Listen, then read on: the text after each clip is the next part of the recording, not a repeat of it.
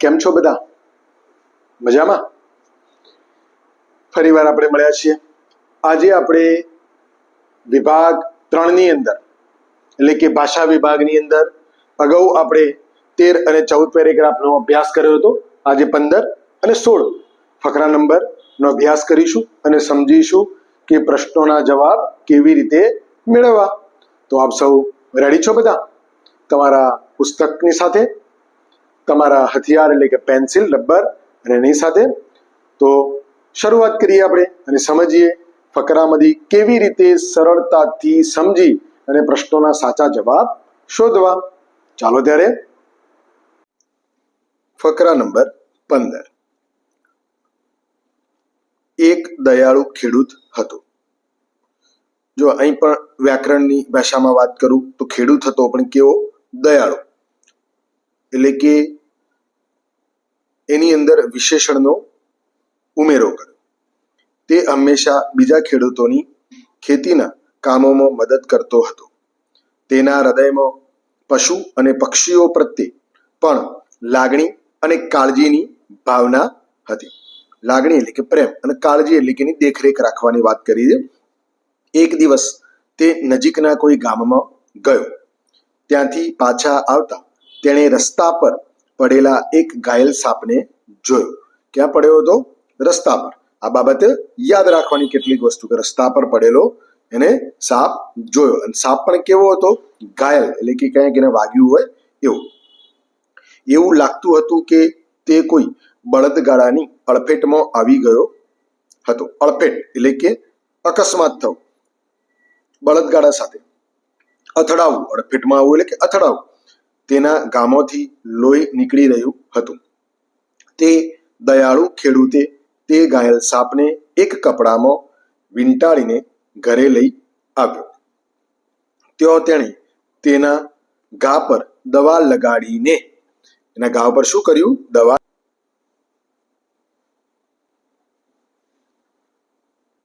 તેના માટે દૂધ લેવા બજારમાં ગયો. સાપની ઘા ઉપર દવા લગાડી અને એના માટે દૂધ લેવા ક્યાં ગયો? બજારમાં.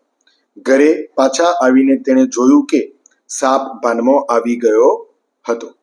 ખેડૂતને જોઈને તે એના પર ઝાપટ્યો. ઝાપટ્યો એટલે કે હુમલો કરો, એટેક કરો, આક્રમણ કરો. ખેડૂત આ હુમલા માટે તૈયાર ન હતો.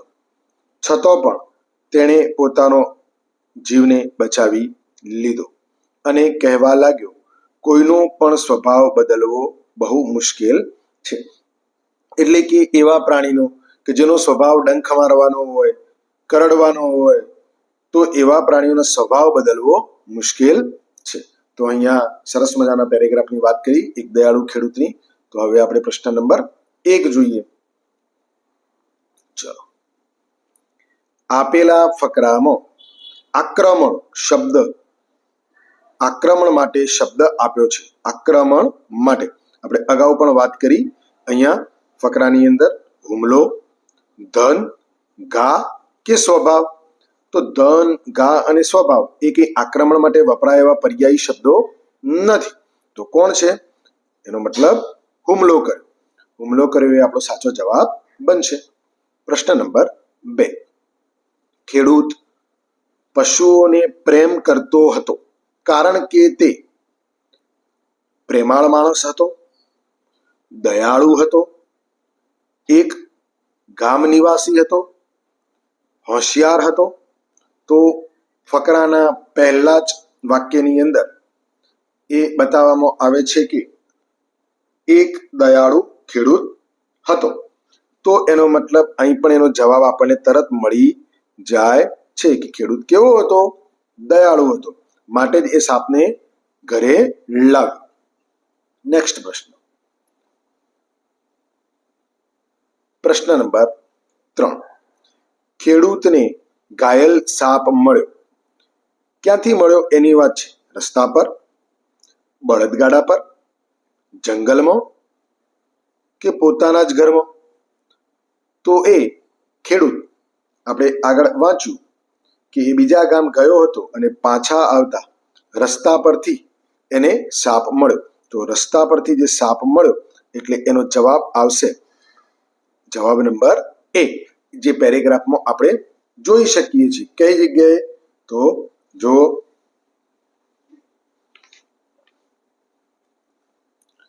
રસ્તા પર દયાળુ ખેડૂત, દરેક પ્રશ્નનો જવાબ એના પેરેગ્રાફમાં હોય જ છે. નેક્સ્ટ પ્રશ્ન, પ્રશ્ન નંબર 4. ખેડૂત બજાર શા માટે ગયો? દૂધ લેવા, દવા લેવા, કપડાનો ટુકડો લેવા, ડોક્ટરને લેવા. તો ભાઈ ખેડૂત સાપને દવા લગાયા પછી ગયો, તો ક્યાં ગયો? તો આપણે પેરેગ્રાફની અંદર ઉપર વાંચી શકીએ છીએ. જોઈ લો, પહેલી જ લીટી અહીંયા પાનું બદલાય છે ત્યાં. તેના માટે દૂધ લેવા બજારમાં ગયો. કોના માટે? તો સાપ માટે. તો અહીં આપણો જવાબ આવશે, ખેડૂત શું લેવા ગયો? તો દૂધ લેવા ગયો, એટલે કે વિકલ્પ એ. નેક્સ્ટ પ્રશ્ન, પ્રશ્ન નંબર 5. કોઈ પણ માણસનો ખાલી જગ્યા બદલવો બહુ મુશ્કેલ છે. તો આનો જવાબ આપણે પણ એ પણ પેરેગ્રાફની અંદરથી જ આપણને મળી શકે છે. તો આપણે જોયું, જુઓ, ખેડૂત છેલ્લે કહેવા લાગ્યો, કોઈનો પણ સ્વભાવ બદલવો બહુ મુશ્કેલ છે. પછી એ વ્યક્તિ હોય કે પ્રાણી હોય.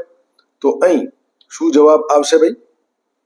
એનું નામ બદલવું મુશ્કેલ છે, એનું ઘર બદલવું મુશ્કેલ છે, એનો સ્વભાવ બદલવો મુશ્કેલ છે, કે અભિપ્રાય બદલવો?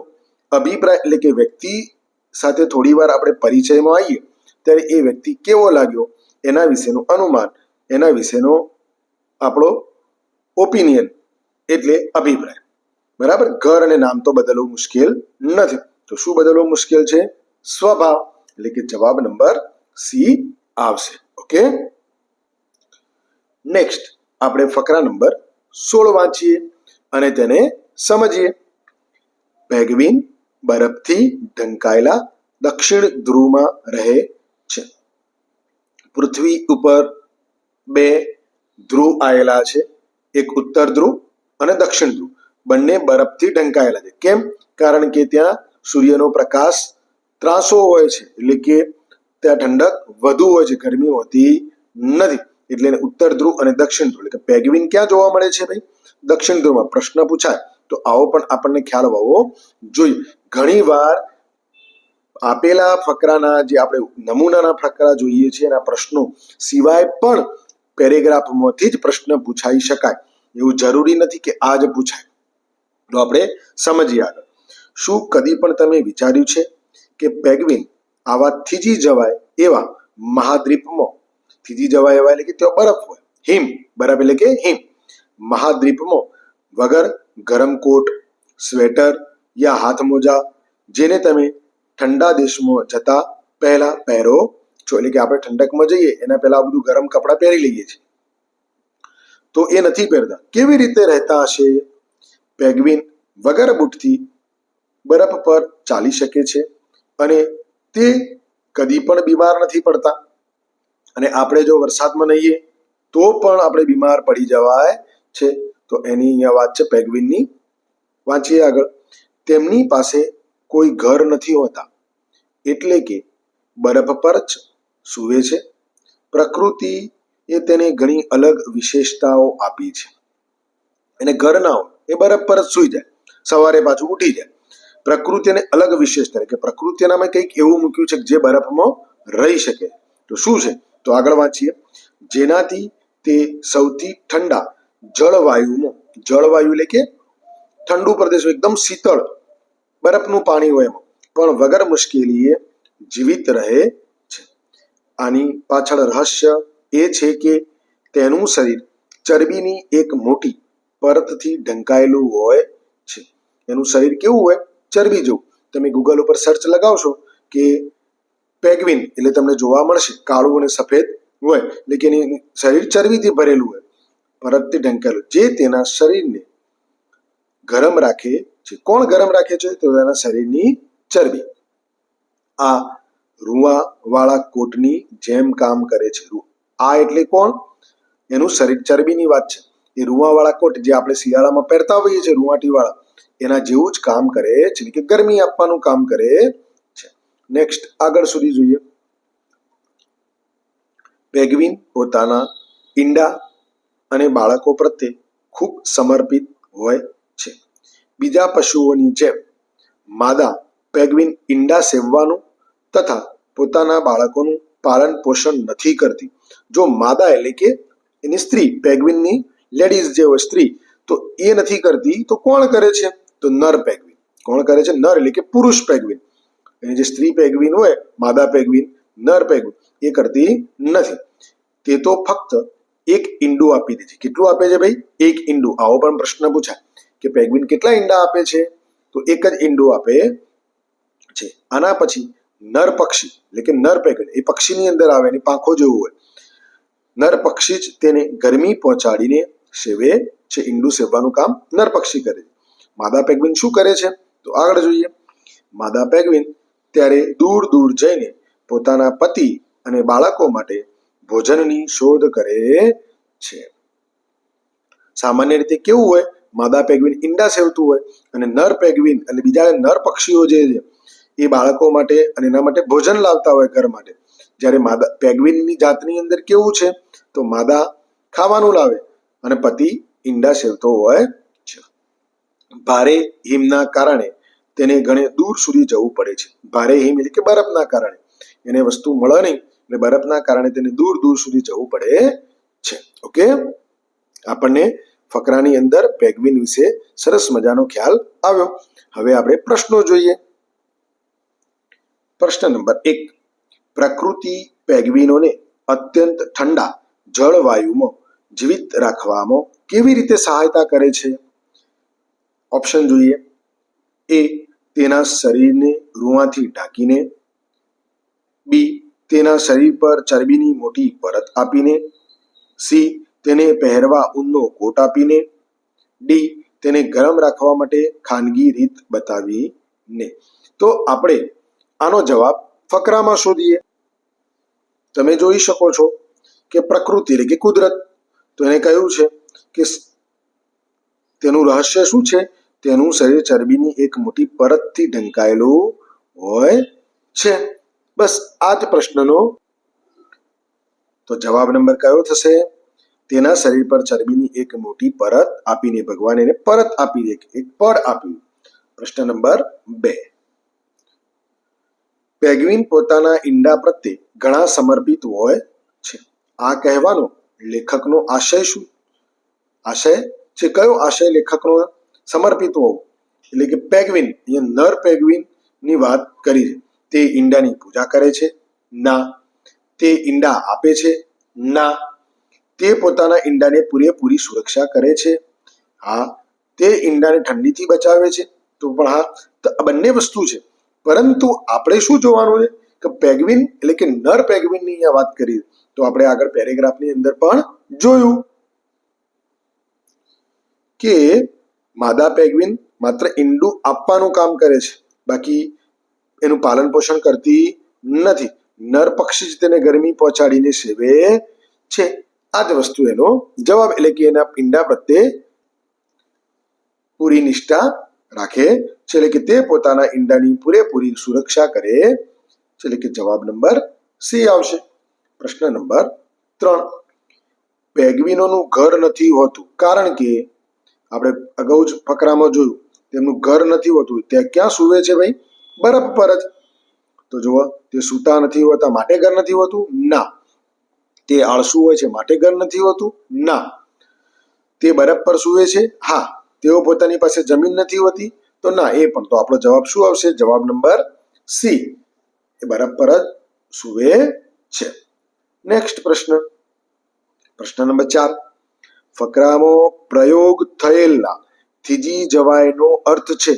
મેં ફકરો સમજાવતી વખતે વાત કરી હતી કે થીજી જવાય. થીજી જવાય એટલે કે આપણે ફ્રીઝ થઈ જઈએ, ઇંગ્લિશમાં એને કહેવાય. તો ક્યારે ફ્રીઝ થઈ જવાય? ઘણું શીતળ હોય ત્યારે, ગતિહીન હોય ત્યારે, સખત હોય ત્યારે, કે હિમ જેવું? તો આનો અર્થ જો ચારેનો અર્થ સમજાવું છું. ઘણું શીતળ. શીતળ એટલે કે ઠંડુ. આપણે બરફ ફ્રીજની અંદર પાણી મૂકીએ છીએ તો શીતળ બની જાય, ઠંડુ બની જાય. પરંતુ જ્યારે પેલા બરફના ખાનામાં મૂકીએ તો શું બની જાય? બરફ. તો જે નીચે પાણી હોય એને શીતળ કહેવાય, ઠંડુ પાણી કહેવાય, અને જે બરફ બની જાય એને હિમ જેવું કહેવાય. તો અહીંયા થીજી જવાય એવું. તો પેંગ્વિન ક્યાં રહે છે ભાઈ? બરફના પ્રદેશમાં. ગતિહીન તો આવે નહીં, અને સખત એ પણ આવે નહીં. તો આ બંનેમાંથી કોણ આવશે? તો હિમ જેવું. હિમ એટલે કે બરફ જેવું. થીજી જવાયનો મતલબ બરફની અંદર જ થીજી જવાય, પાણીની અંદર થીજી જવાય નહીં. ઓકે, નેક્સ્ટ આગળ વધીએ. પ્રશ્ન નંબર 5. પેંગ્વિન માતા પિતા બીજા પક્ષીઓથી અલગ હોય છે. કારણ કે કેમ અલગ હોય છે? તો આપણે જોઈએ જવાબ. કયો સાચો જવાબ થાય લાગે છે? તેઓ પોતાના ઈંડા પ્રતિ સમર્પિત છે. મા પેંગ્વિન બાળકોની દેખરેખ રાખે છે. તો આ તો લાગતું જ નથી, એટલે ખોટું. પિતા પેંગ્વિન ઈંડા સેવે છે. તો આ. માં એક સમયે ફક્ત 2 ઈંડા જ આપે છે. તો એ પણ ખોટું. તો હવે શું આવશે? તેઓ પોતાના ઈંડા પ્રત્યે સમર્પિત છે. અને સી, પિતા પેંગ્વિન ઈંડા સેવે છે. બરાબર સમજો. તેઓ એટલે કે બંનેની વાત છે. માતા અને પિતા. એમાં માતા માત્ર ઈંડું આપીને છૂટી જાય, એટલે કે ઈંડા સેવતી નથી, એટલે કે સમર્પિત નથી. તો કોણ સમર્પિત છે? માત્ર પિતા. એટલે આપણો સાચો જવાબ શું આવશે? પિતા પેંગ્વિન ઈંડા સેવે છે. આ તેઓ શબ્દ એટલે કે બંનેની વાત કરી, નર અને માદા. એટલા માટે આપણે એને એમના જગ્યાએ જે સર્વનામ વાપર્યું તેઓ, એની વાત કરી જાય. એટલે આપણે શું સાચું છે? તો પિતા પેંગ્વિન ઈંડા સેવે છે. માટે એ બીજા પક્ષીઓ કરતો અલગ હોય છે. બીજા પક્ષીઓમાં શું હોય છે? તો એની માતા ઈંડા સેવતી હોય છે, જ્યારે પેંગ્વિનની અંદર પિતા ઈંડા સેવે છે. ઓકે, તો આપ સૌને ખ્યાલ આવી ગયો હશે. તો આજે બેટા આપણે જોયું કે પેરેગ્રાફ નંબર 15 અને 16 ની અંદર 15 ની અંદર આપણે એક દયાળુ ખેડૂતની વાત કરી, જેમાં એ સાપ ઘરે લાવ્યો એની, અને 16 ની અંદર પેંગ્વિન પક્ષીની વાત કરી. આપ ગૂગલ ઉપર પણ સર્ચ કરી શકો છો કે પેંગ્વિન પક્ષી કેવું હોય, તો વધુ માહિતી તમને મળશે. પરંતુ એના કરતા પેરેગ્રાફની અંદર કે ફકરાની અંદર જે આપેલું છે એને બરાબર આપણે સમજીએ, એટલે કે વાંચન કરી અને સમજવું. વાંચન અને સમજ એટલે કે અર્થગ્રહણ, આ બંને બહુ જરૂરી છે. તો જ તમે સાચો જવાબ સરળતાથી મેળવી શકશો. ઓકે, તો તમને બધાને ખૂબ મજા આવી છે. ફરીવાર આપણે આગળ મળીએ છીએ વધુ માહિતી સાથે. ત્યાં સુધી રજા આપજો. પરંતુ એ પહેલા ફરી એકવાર યાદ કરાવું, તમને વિડીયો ગમ્યો હોય તો લાઈક કરજો, કેવો લાગ્યો એની કોમેન્ટ કરજો. સાથે સાથે તમારા અન્ય મિત્રો જે જવાહર નવોદય પ્રવેશ પરીક્ષા, સેટની પરીક્ષા વગેરેની જે તૈયારી કરતા હશે એમની વચ્ચે શેર કરજો, અને ચેનલને સબસ્ક્રાઇબ કરજો, જેથી અગાઉના વિડીયો તથા આવનાર તમામ વિડીયો નવા તમને સરળતાથી મળી રહે. ફરી મળીએ છીએ. આવજો.